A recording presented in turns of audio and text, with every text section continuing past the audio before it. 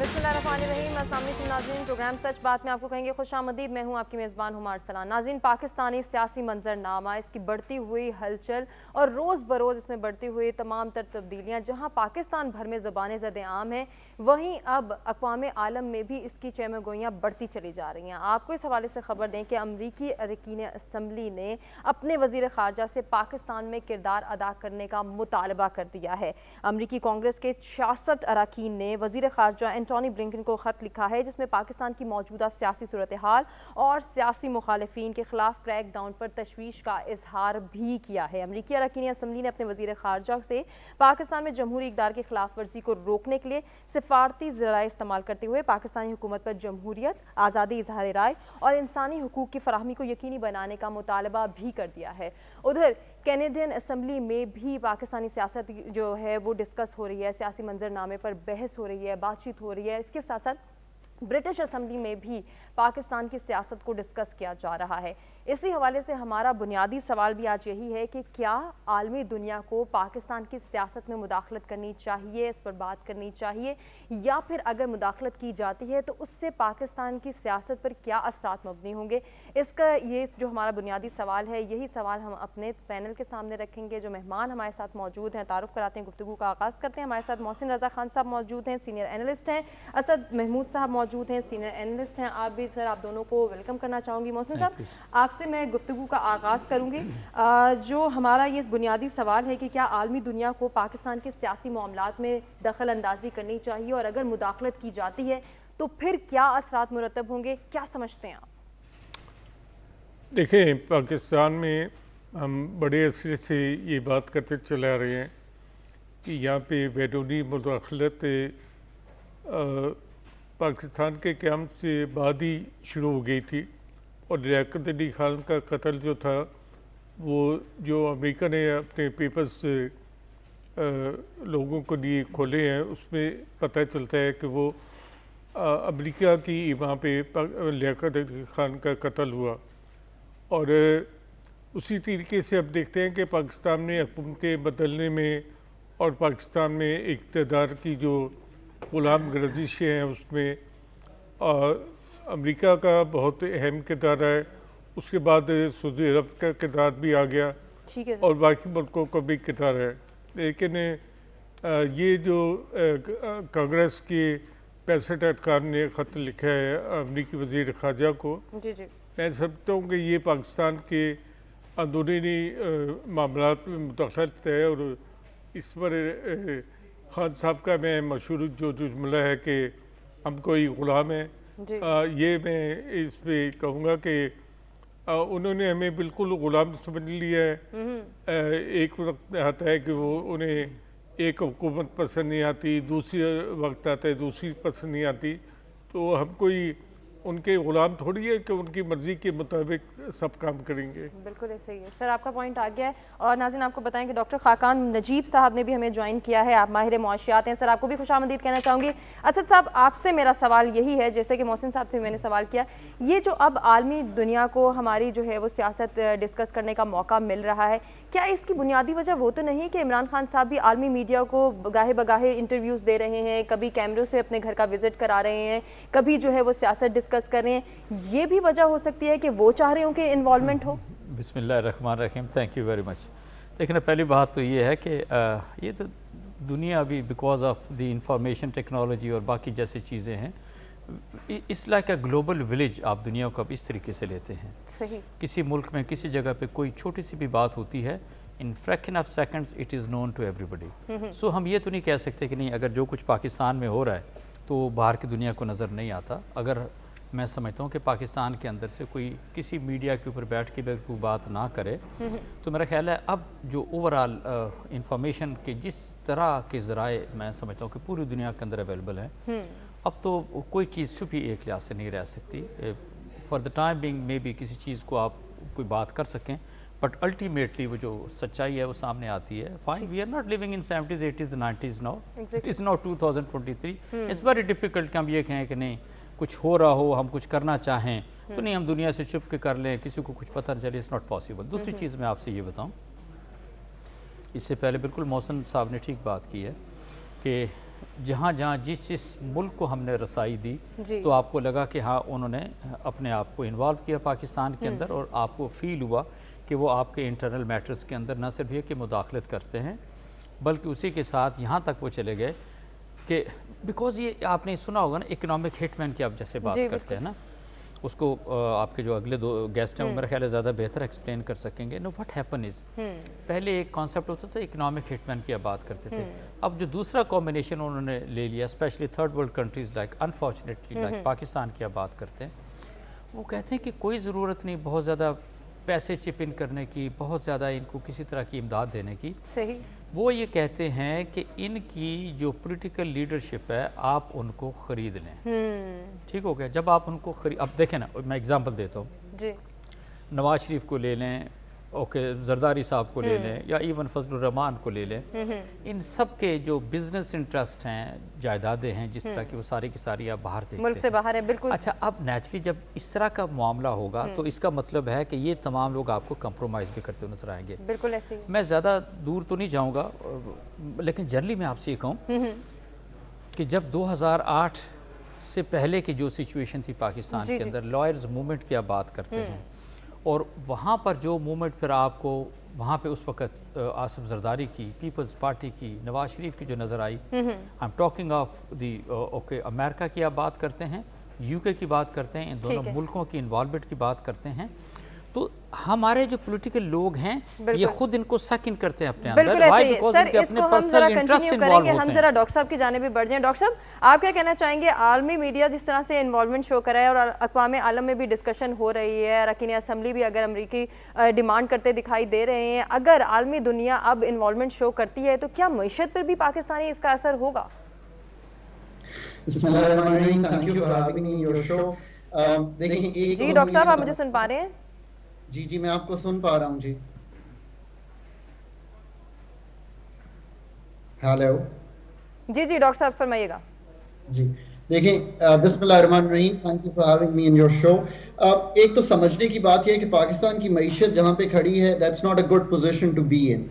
पाकिस्तान की मईशत में इस वक्त एक डॉलर लिक्विडिटी क्रंच है, हमारे पास डॉलर्स कम हैं, हमारी एक्सपोर्ट्स और रिमिटेंसेस मिलाकर भी हमारी इंपोर्ट्स को कवर नहीं करती, तो हम एक खसारा करते हैं।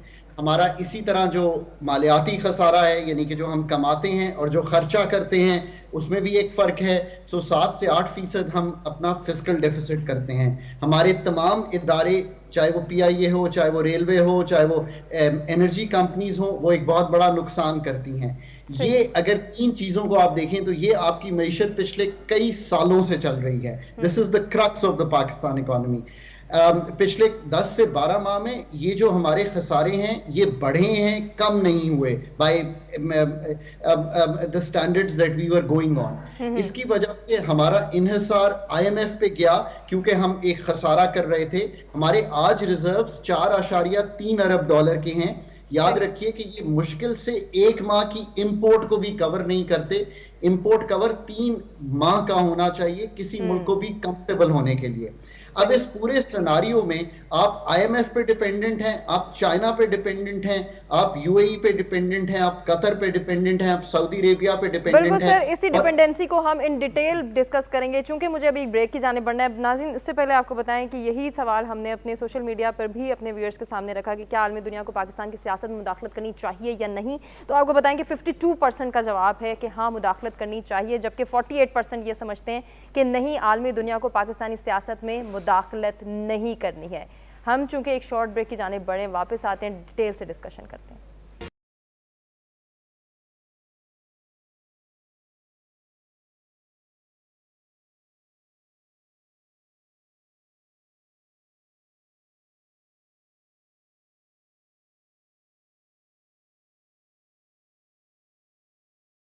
वेलकम बैक नाज़रीन, प्रोग्राम में एक मरतबा फिर से आपको कहेंगे खुश आमदीद। और अब कुछ बात करेंगे पाकिस्तान तहरीक इंसाफ के हवाले से। तो आपको बताएं कि लाहौर हाई कोर्ट ने 72 PTI अरकान असम्बली के इस्तीफ़ों की मंजूरी का नोटिफिकेशन कलअदम करार दे दिया है। इसी हवाले से मजीद अगर बात करें तो PTI के 72 अरकान कौमी असम्बली के इस्तीफ़ों की मंजूरी के खिलाफ रियाज फतेहाना समेत दीगर की दरख्वास्तों की समाअत लाहौर हाई कोर्ट में हुई, और इसमें अदालत के हवाले से स्पीकर कौमी असम्बली और इलेक्शन कमीशन की जानिब से इस्तीफ़े मंजूरी के नोटिफिकेशन को कलअदम करार दे दिया है।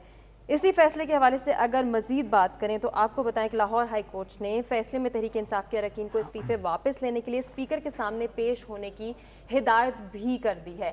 اب پی ٹی آئی کے لیے بھی ایک نیا دور سامنے آ رہا ہے. کہیں وہ جو عمران خان صاحب نے بات کہی تھی کہ 2 ہفتوں میں سب کچھ سیٹل ڈاؤن ہو جائے گا, معاملات ٹھیک ہو جائیں گے, عقیل کریم ٹیری نے بھی یہی کہا کہ معاملات اب بہتری کی جانب جا رہے ہیں. تو محسن صاحب کیا سمجھتے ہیں اب آپ کی, جب جس طرح سے ہم دیکھ رہے ہیں کہ 72 اراکین اسمبلی اب واپس آ رہے ہیں قومی اسمبلی میں اور پھر یہ جو ہے وہ اپوزیشن کے طور پہ بیٹھنے جا رہے ہیں, تو واقعی معاملات بہتری کی جانب جائیں گے یا اور مزید بگاڑ بھی ہو سکتا ہے؟ پہلی بات تو میں سمجھتا ہوں کہ کسی ہائی کورٹ کا یہ اختیار نہیں ہے کہ وہ اسپیکر قومی اسمبلی کا جو ایک فیصلہ ہے اس کو کالعدم کرا دے. ارکان نے استعفے دیے تھے, وہ منظور کیے گئے ہیں. ہائی کورٹ کوئی مسیحا نہیں ہے کہ وہ مردوں کو زندہ کر دے. اور اس کے بعد کہ پاکستان کے جی ایچ کیو پہ حملہ ہوا, لاہور میں جناح ہاؤس پہ حملہ ہوا, اس کے انعام کے طور پہ پی ٹی آئی کے ارکان کے استعفے جو ہے کالعدم کرا دیے جا رہے ہیں, ان کا نوٹیفیکیشن اور انہیں اسمبلی میں بھیجا جا رہا ہے. یہ کام تو اس خرابی کے بعد سے پہلے ہونا چاہیے تھا, اور اگر عدالتیں سمجھتی تھی کہ یہ استعفے ٹھیک نہیں ہے تو اس کا فیصلہ پہلے دینا چاہیے تھا. یہ اتنی خرابی کے بعد یہ کام کیا گیا ہے. میں سمجھتا ہوں کہ اس کا تاثر اچھا نہیں جائے گا. اگر کوئی ڈیل بھی ہوئی ہے تو میں سمجھتا ہوں کہ ایسی ڈیل بھی ختم ہونی چاہیے. اب جبکہ 1-1.5 مہینہ رہ گیا اسمبلیوں کے خاتمے کا, تو اسمبلیاں اپنے مقررہ وقت پورا کر کے ختم ہوں. ایسے فیصلوں سے پاکستان کی عدلیہ کے ایسے فیصلوں سے پاکستان کی عدلیہ جو ہے عوام میں اپنے آپ کو سیاسی بنا کر پیش کر رہی ہے. اس کا انصاف اور قانون سے کوئی تعلق نہیں ہے. بالکل, محسن صاحب کا ہی پوائنٹ ہم آگے لے کر بڑھیں گے. اسد صاحب آپ کیا کہنا چاہیں گے؟ جیسے کہ ابھی محسن صاحب کہہ رہے ہیں کہ ایسا کرنا یقیناً یہ لاہور ہائی کورٹ کا یہ کام نہیں تھا کہ وہ اس طرح سے کہیں اسپیکر کو بھی کہ آپ دوبارہ موقف سنیں اراکین کا اور پھر موقف سننے کے بعد استعفوں کے حوالے سے بات کریں. تو یہ اب ہونے کیا جا رہا ہے؟ اب نیشنل اسمبلی میں جس طرح سے اب واپسی آ رہی ہے, اپوزیشن کے طور پہ پی ٹی آئی بیٹھے گی, بگاڑ پیدا ہوگا, بہتری آئے گی, یا پھر وہ جو سیاسی منظرنامہ جو اقوام عالم میں بھی ڈسکس ہو رہا ہے اس کو مزید ہائپ ملے گی؟ دیکھیے, ایک تو میں آپ سے عرض کروں کہ نیشنل اسمبلی سے ان کا ریزائن کرنا, اس کو کسی نے بھی انڈورس نہیں کیا پاکستان کے اندر, یا لوگوں نے اس کو پسند نہیں کیا تھا. There was no reason. ان کی حکومت ختم ہو گئی تھی. There was vote of no confidence, ایک جمہوری عمل تھا, اس کے تحت پی ڈی ایم کی حکومت معرض وجود میں آئی.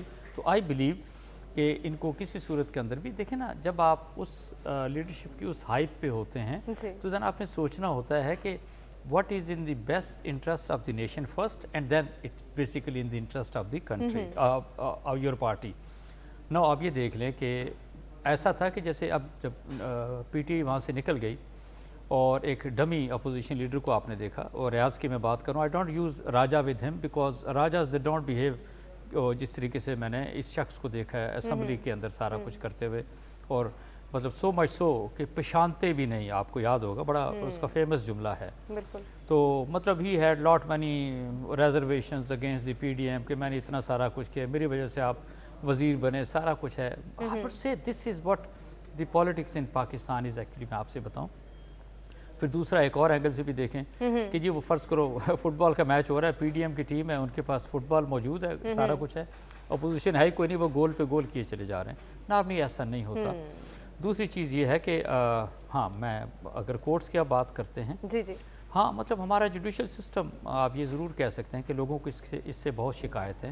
جوڈیشل سسٹم سے جو ہے وہ لوگوں کو شکایت ہے, اور مزید یہ شکایات بڑھ رہی ہیں. سر آپ کا پوائنٹ بھی آ گیا ہے. ڈاکٹر صاحب تھوڑا سا میں آپ کی جانب بھی بڑھنا چاہوں گی. اب جو حالات سامنے آ رہے ہیں, اراکین اسمبلی بھی واپس آنے کی بات کر رہے ہیں, ایک جانب عمران خان صاحب بھی یہ کہہ رہے ہیں کہ حالات بہتر ہوں گے اور ممکنہ طور پہ 2 ہفتوں کے درمیان یہ حالات جو ہیں وہ مزید بہتری کی جانب جائیں گے. کیا معیشت پر بھی اس کا اثر ہوگا اور معیشت بھی بہتری کی جانب جائے گی, یا پھر پاکستانی معیشت کی جو کشتی ڈوب رہی ہے اس میں مزید ہم دیکھیں گے کہ وہ بھار محسوس ہو رہا ہے؟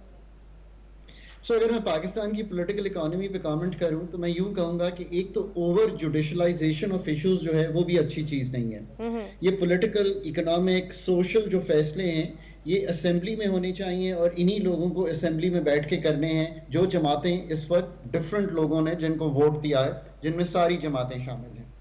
پاکستان میں اگر ہم نے اپنی معیشت کو ذرا بھی ابھی سہارا دینا ہے تو جیسے آپ کہہ رہی تھیں، پاکستان کو کوئی تھوڑا سا اپنا ایک جو الیکٹورل سائیکل ہے اگلے 5 سے 4 ماہ میں جو ہونے والا ہے، اس میں ایک سرٹنٹی پیدا کرنی چاہیے۔ اس وقت جو دنیا، آپ نے جو پہلے ہاف میں سوال پوچھا تھا، جو دنیا ہے وہ یہ جاننا چاہ رہی ہے کہ آپ کا الیکٹورل سائیکل جو ہے وہ کیسے چلے گا۔ آئی ایم ایف بھی یہ جاننا چاہ رہی ہے کہ آپ کی انٹرم سیٹ اپ کب آئے گا، آپ کا نیکسٹ الیکشن کب ہوں گے، اور اس میں آپ بجٹ میں کیا فیصلے کریں گے۔ آپ کے سوال کا جواب یہ ہے کہ آئی ایم ایف بجٹ اور پاکستان کی رسائی ڈالرز تک ان ممالک کے ساتھ جو ہماری فرینڈلی کنٹریز ہیں یہ ڈٹرمن کرے گی کہ پاکستان میں کتنی سٹیبلٹی رہتی ہے۔ ابھی تک جو حالات ہیں وہ ویری ڈیفیکلٹ ہیں، اور سب سے مشکل چیز ہمیشہ جو ہے وہ پرائسز کا بڑھنا ہے، جس کا سب سے بڑا امپیکٹ لوگوں پر آتا ہے، اور معیشت کا سکڑنا ہے جس کی وجہ سے امپلائمنٹ کم ہوتی ہے۔ So overall it's not a good picture. ہر ایک کو اس وقت بہت ہی میچورٹی کا ثبوت دینا چاہیے، اور اپنی پوزیشن سے سٹیپ بیک کر کے یہ سوچنا چاہیے کہ ملک کو افلوٹ رکھنے کے لیے، سٹیبل رکھنے کے لیے، اکانومی کو کھلا رکھنے کے لیے، بالکل اکانومی اور ملک کی حالات کو سٹیبل کرنے کے لیے ہر ایک کو کوشش کرنی چاہیے۔ سر آپ کا پوائنٹ بھی آ گیا، یہی سوال ہم نے اپنے ویئرز کے سامنے بھی رکھا کہ کیا استعفوں کی بحالی سے پی ٹی آئی کو بھی کوئی سیاسی فائدہ حاصل ہوگا یا نہیں، تو 71% یہ کہتے ہیں کہ ہاں بالکل فائدہ ہونے کے امکانات موجود ہیں، جبکہ 29% کا یہ کہنا ہے کہ کوئی فائدہ نہیں ہونے جا رہا ہے۔ استعفوں کی بحالی سے پی ٹی آئی کو سیاسی فائدہ ہوگا یا نہیں، 71% یہ کہتے ہیں کہ فائدہ ہو سکتا ہے۔ لیٹس سی کیا ہونے جا رہا ہے، یہ تو ہم بھی ڈسکس کریں گے، مزید اکانومی کے حوالے سے بھی ہم بات کریں گے۔ ایک بریک کی جانب بڑھیں۔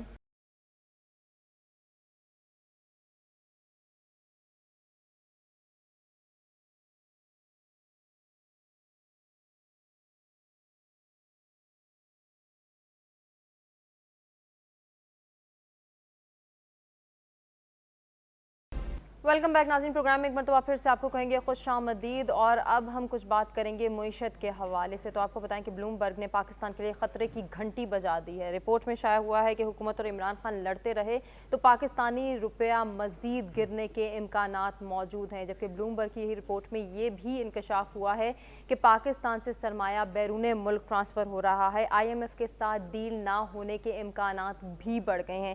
اسی کے ساتھ ساتھ آپ کو بتائیں کہ پاکستان کو ملنے والی غیر ملکی امداد میں بھی 60% کمی کا انکشاف ہوا ہے۔ حالات کس طرف جا رہے ہیں؟ کیا ہم مزید مہنگائی کے لیے تیار رہیں، یا پھر ملک میں یہ بڑھتی ہوئی مہنگائی جو ہے وہ کیا حکومت کی ترجیحات میں شامل ہیں یا نہیں؟ یہ سوال ہم ڈاکٹر صاحب سے کرنا چاہیں گے۔ ڈاکٹر صاحب کیا سمجھتے ہیں آپ، کیا ہم مزید مہنگائی کے لیے تیار رہیں؟ کیونکہ حکومت اور اپوزیشن تو شاید اس طرف نہیں سوچ رہی، یا پی ٹی آئی کے ساتھ لڑنا ہی حکومت کی ترجیحات میں شامل ہے۔ مہنگائی بھی کم کر سکے گی حکومت؟ دیکھیں اس وقت تو جو بھی لوگ ہیں صاحب حیثیت وہ یہ کر رہے ہیں کہ سٹور آف ویلیو ڈالر کو بنا رہے ہیں، اور اس کی وجہ سے روپے کی قدر پہ ایک پریشر آ رہا ہے۔ اسی لیے آپ نے جو بلومبرگ کی رپورٹ کا بھی ابھی سامنے رکھی بات، وہ اسی لیے یہ بات کہہ رہی ہے۔ دوسری وجہ یہ ہے کہ جو اس وقت ایکسپورٹر ہے وہ اپنے ڈالر کو ہولڈ کیے ہوئے ہے، وہ یہ سمجھتا ہے کہ میں اگر اس کو لیٹر سیل کروں گا تو مجھے زیادہ روپے ملیں گے۔ امپورٹر چاہتا ہے کہ ہم جلدی امپورٹ کر لیں تاکہ کم روپے دینے پڑیں۔ سو یہ ایک انکمفرٹیبل پوزیشن ہے۔ آئی ایم ایف کا پروگرام اگر نہیں ہوتا تو ڈالر کے انفلوز نہیں ہوتے۔ یہ سب جب روپے کی قیمت کو ویکن کرتا ہے تو آپ کی سب چیزوں کی قیمتیں جو ہیں وہ بڑھ جاتی ہیں، بیکاز آپ بہت چیزیں امپورٹ کرتے ہیں، آپ لینٹلز امپورٹ کرتے ہیں، آپ چائے امپورٹ کرتے ہیں، آپ پام آئل امپورٹ کرتے ہیں۔ میں فوڈ آئٹمز کی بات کر رہا ہوں۔ جو سپلائی شارٹ فالز ہیں وہ بھی اسی وجہ سے ہیں کہ آپ کے پاس ڈالرز نہیں ہیں خریدنے کو۔ پر I think the news is کہ ہم اس وقت پیک پہ ہیں اپنی انفلیشن کے۔ ہم اس وقت فوڈ انفلیشن اگر 48% ہے تو آئی تھنک اس سے بہت زیادہ بڑھنے کی امید نہیں ہے۔ کچھ سپلائیز بہتر ہوئی ہیں، کچھ جو ہماری پہ امپیکٹ آیا، جو فلڈز آئے وہ آئی تھنک اب چلا گیا ہے بیچ میں سے۔ بٹ سچویشن اگلے 1.5-2 ماہ میں اگر فنڈ کا پروگرام نہیں ہوتا تو آئی ڈونٹ تھنک کہ کوئی چینج ہو رہی ہے۔ آپ جہاں پہ کھڑے ہیں، لیکن سر یہ خدشہ بھی ظاہر کیا جا رہا ہے کہ شاید آئی ایم ایف سے ڈیل نہ ہو۔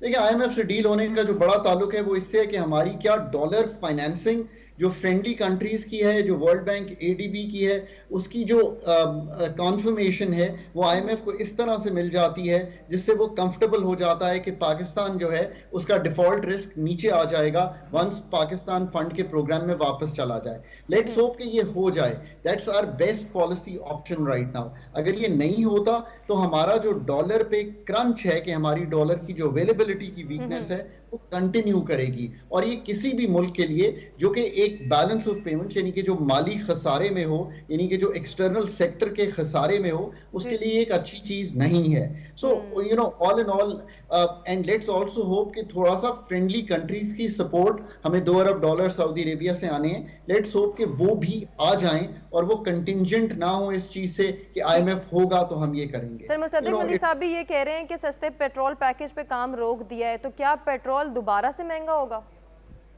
دیکھیں, آئی تھنک پیٹرول کی اب جو قیمت ہے اس کا بہت بڑا تعین تو انٹرنیشنل مارکیٹ سے ہی ہونا ہے, اور اس وقت انٹرنیشنل مارکیٹ میں کچھ قیمت نیچے آئی ہوئی ہے. سو یہاں سے زیادہ مہنگا ہونا تو شاید نہ ہو, اگر روپے کی قدر بہت گر نہیں جاتی. اگر اسی جگہ روپے کی قدر رہتی ہے تو ہم جہاں پہ کھڑے ہیں, I think we can maintain this level. صحیح. اسد صاحب آپ کی جانب بڑھنا چاہوں گی. ٹریڈنگ اکنامکس ویب سائٹ نے مہنگے ترین ممالک میں پاکستان کو 13ویں نمبر پر رکھ دیا ہے. کیا سمجھتے ہیں آپ, مزید مہنگائی کے امکانات ہیں یا پھر مہنگائی میں کوئی ریلیف آئے گا؟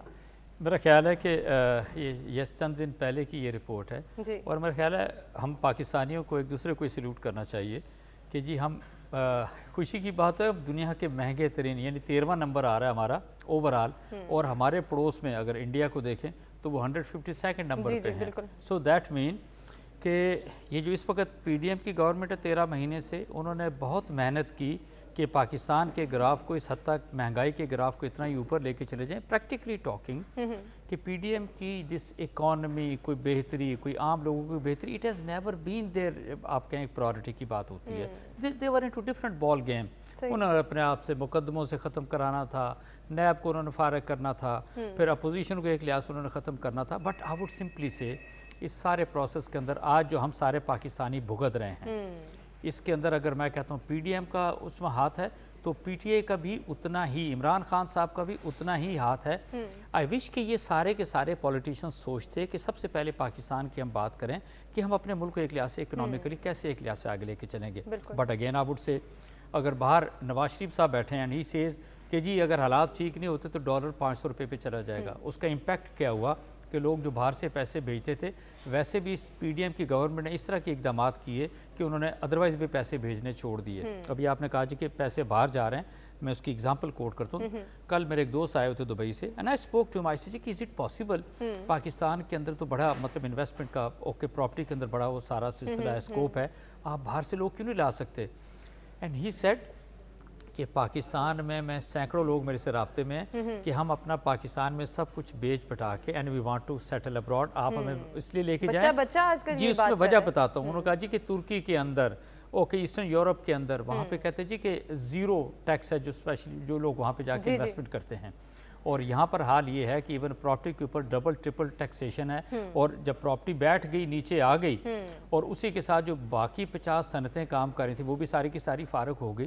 تو یہ تو اس کا کریڈٹ تو ہمیں سرٹنلی PDM کو دینا چاہیے نا. ٹھیک ہے سر, آپ کا پوائنٹ آ گیا. محسن صاحب کا بھی میں موقف جاننا چاہوں گی. سر آپ کیا کہنا چاہیں گے, مزید مہنگائی کے جو امکانات ہمیں نظر آ رہے ہیں اس میں غریب عوام کو کون ریلیف دے گا, ان کا کیا بنے گا؟ کیا یہ جو آپسی لڑائی ہے اس کی وجہ سے جو ہے حالات بڑھتے چلے جا رہے ہیں مہنگائی کی جانب, یا پھر ویسے ہی مہنگائی ہونی تھی؟ میں سمجھتا ہوں کہ عمران خان نے ایک خاص منصوبہ بندی کے تحت ملک میں بدامنی کو تھمنے نہیں دیا. انہوں نے ملک میں ایک ایسا ہاسٹائل ماحول رکھا کہ سارے کاروبار جو ہیں وہ بند ہیں, بلکہ جب بھی کوئی غیر ملکی سربراہ پاکستان کے دورے پہ آتا ہے یا کوئی غیر ملکی وفد آتا ہے تو وہ عمران خان فوراً احتجاج کی کال دے دیتے ہیں. تو وہ نہیں چاہتے کہ یہ جو मौजूदा दौर है बिल्कुल इसमें सर, आपका पॉइंट भी हमारे सामने आ गया है कि इमरान खान साहब शायद ये नहीं चाहते कि मौजूदा सूरत हाल को बेहतर बनाया जा सके या फिर पाकिस्तान में महंगाई की शरह को कम किया जा सके। पोल की बात कर लें तो 17% का ये मानना है कि हाँ महंगाई में कमी हुकूमत की तरजीहात में शामिल है, जबकि 83% ये समझते हैं कि नहीं, महंगाई में कमी हुकूमत की तरजीहात में शामिल नहीं है। नाज़रीन, हम अपने तमाम मेहमानों का शुक्रिया अदा करेंगे जिन्होंने अपने कीमती टाइम और तज्ज़िये से हमें आगाह किया। क्लोजिंग की जानिब बढ़ रहे हैं, अपने फीडबैक से आगाह कीजिएगा, अपना ख्याल रखिएगा। अल्लाह के बाद।